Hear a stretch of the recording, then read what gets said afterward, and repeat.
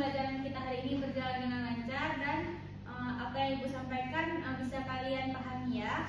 Baik, kita absensi terlebih dahulu ya. Siska Atika, Hadir Bu. Askia Ulfa, Hadir Bu. Selvianti, Sakit Bu.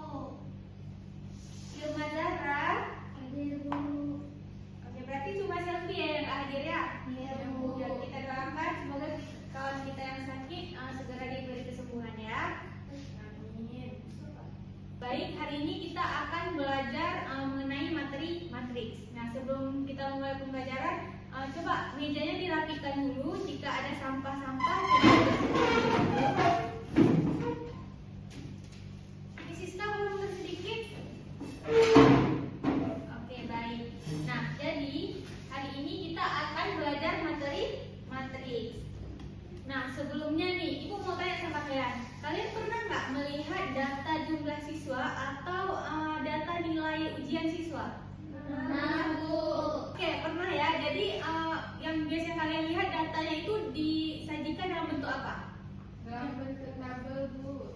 Oke, bagus ya. Dalam bentuk Tabel.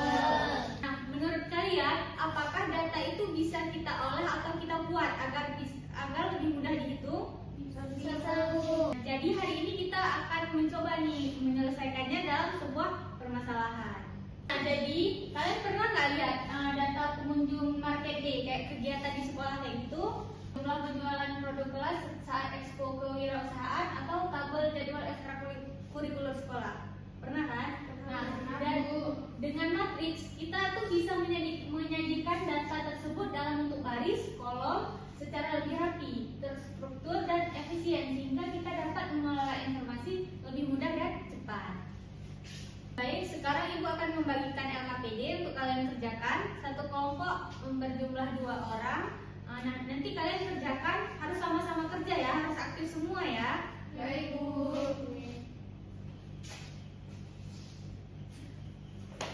Oke, baik, silakan dibentuk kelompoknya atau mau langsung teman sebangku? Boleh Bu. Semangku aja Bu.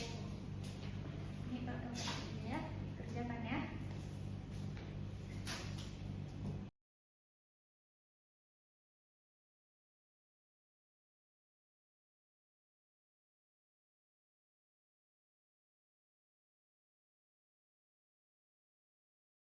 Diskusinya sudah sampai mana? Masih di aktivitas berdua Bu. Pak, informasi yang kalian peroleh dari data tersebut. Ada jumlah siswa laki-laki dan perempuan di setiap kelas Bu. Oke, dah bagus. Nah, sekarang apa lagi yang harus dilakukan? Jadi kita harus menyusun data supaya lebih rapi dan supaya lebih mudah dihitung. Nah, kalian menyusun angka dalam bentuk seperti ini ya. Mengapa susunannya seperti yang kalian buat ini? Karena satu baris untuk satu kelas Bu. Kalau begitu, kolomnya mewakili apa? Kalau kolomnya mewakili laki-laki dan perempuan. Nah, kenapa kalian buat kayak gitu? Apa susunan itu sudah mewakili semua data di tabel itu? Sudah Bu. Sudah. Bagus. Kalau kalian ingin menghitung total siswa per kelas, bagaimana yang kalian lakukan? Angka-angka di setiap baris Bu. Oke, cara berpikir kalian sudah tepat. Lanjutkan aktivitas berikutnya ya. Baik Bu. Baiklah, Ibu rasa sudah cukup untuk diskusinya. Sekarang Ibu minta perwakilan dari satu kelompok untuk menyampaikan hasil diskusinya. Siapa yang bisa menyampaikan hasil diskusinya? Saya Bu. Oke, baik, Siska silakan ke depan.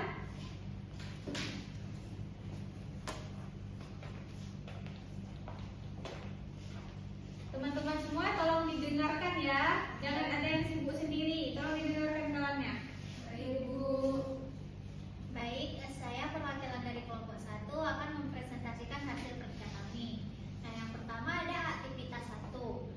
Sebuah sekolah mengumpulkan data jumlah siswa laki-laki dan perempuan pada 3 kelas berikut, yaitu kelas 10-1, 10-2, 10-3. Laki-laki kelas 10-1 18 dan perempuannya 22. Untuk kelas 10-2 laki-lakinya 20, perempuannya 25. Dan untuk kelas 10-3 laki-lakinya 15 dan perempuannya 19. Nah, informasi apa saja yang tercatat pada tabel tersebut? Kelas mana yang memiliki jumlah siswa terbanyak?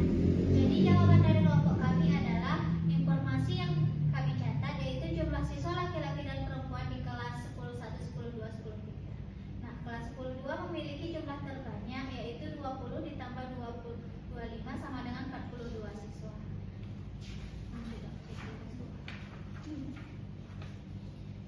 Nah, selanjutnya aktivitas 2. Tulislah kembali data pada tabel ke dalam bentuk susunan baris dan kolom. Mengapa susunan angka tersebut dapat mewakili tabel data? Nah, jawaban dari kelompok kami yaitu matrik penyajian datanya adalah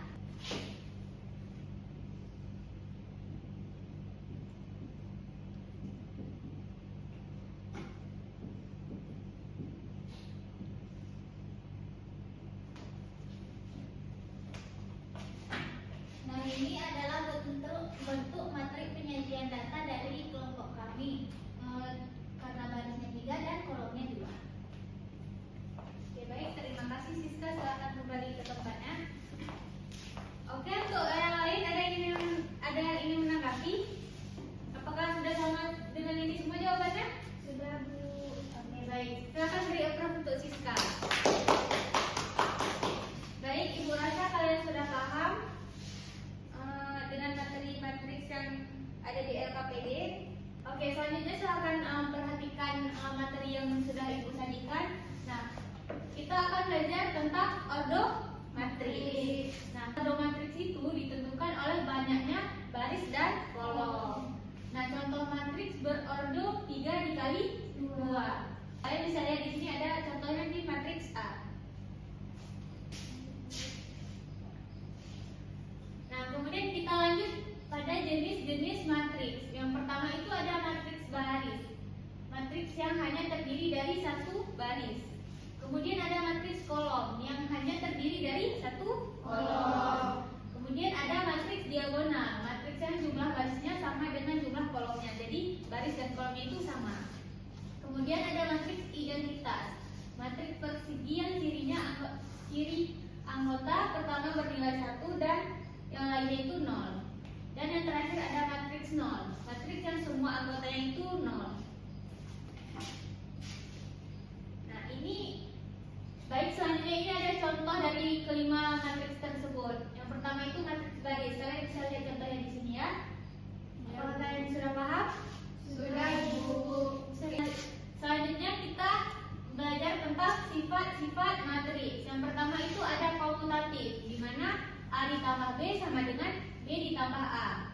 Kemudian asosiatif, A ditambah B ditambah dengan C sama dengan A ditambah B tambah C.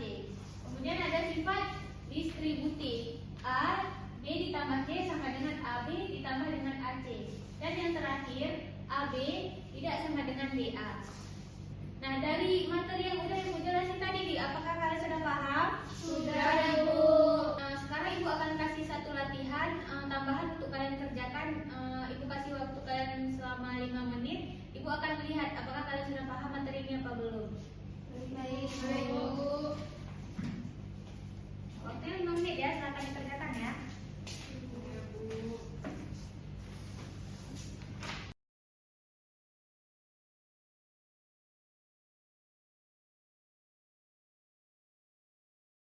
Anak-anak, waktunya sudah habis, silakan dikumpulkan.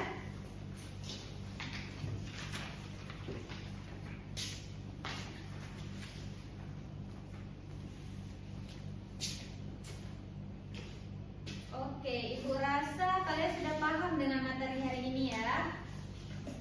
Nah, dari pembelajaran yang kita lalui tadi, Ibu mau tanya nih, apa sih yang hal baru yang dapat kalian belajar hari ini?